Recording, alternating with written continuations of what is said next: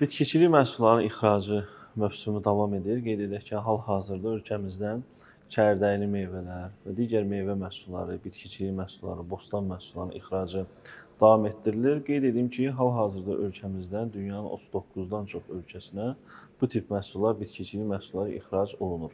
Qeyd edim ki, sevindirici haldır ki, ixrac dinamikasında müsbət artımlar müşahidə olunmaqdadır və ən əsas məqamlardan da biri artıq bizim Azərbaycan məhsulları ənənəvi bazarlardan qeyri-ənənəvi bazarlara da ixrac imkanları yaradılmışdır və bu ixrac prosesləri də davam etdirilir. Lakin ixracatçı şirkətlər son dərəcə diqqətli olmalı və bu sahədə beynəlxalq standartların tələblərinə riayət etməlidir. Qeyd edim ki, Beynəlxalq Bitki Mühafizəsi Konvensiyasının bu sahədə bəlli standartları vardır. İstər bitki zərərvericiləri, istər həmin məhsulların qablaşdırılması, daşınması, etiketlənməsi ilə əlaqədar olaraq.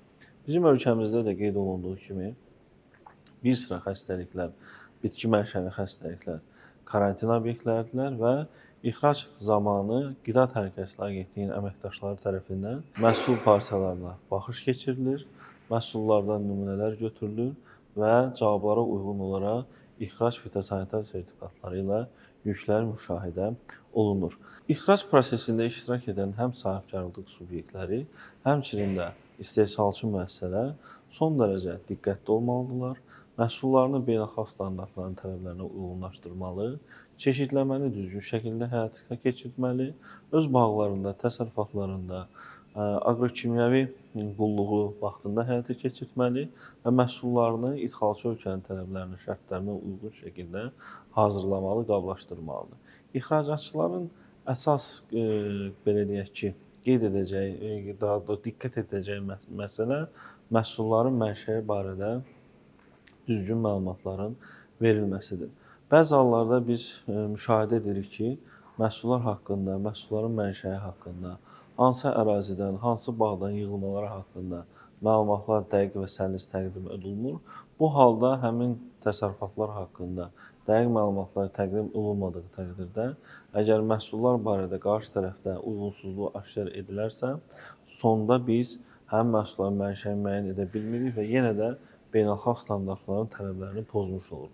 Odur ki, ixracatçı şirkətlər məhsullarını bəyan edərkən istehsalçılar haqqında qanunvericiliyin tələblərinə uyğun olaraq dəqiq məlumatları təqdim etməli, məhsulların etiketlənməsini idxalçı ölkələrin şərtlərinə uyğun olaraq təmin etməli, qablaşdırmanı belə deyək ki, beynəlxalq standartlara uyğun olmasını təmin etməli və istifadə edən taxta, meşə materiallarından hazırlanmış atlıqlarsa dediyimiz beynəlxalq standartların, bitki mühafizəsi sahəsində beynəlxalq standartların tələblərinə uyğun olaraq işlənmiş, termiki emaldan keçmiş şəkildə olmalıdır. Biz ixracımızı elə təşviq etməliyik ki, bizim məhsullarımız xarici bazarlarda rəqabət qabiliyyəti yüksək olsun və fitosanitar sertifikatlaşdırma prosesi zamanında beynəlxalq standartların tələblərinə riayət edək.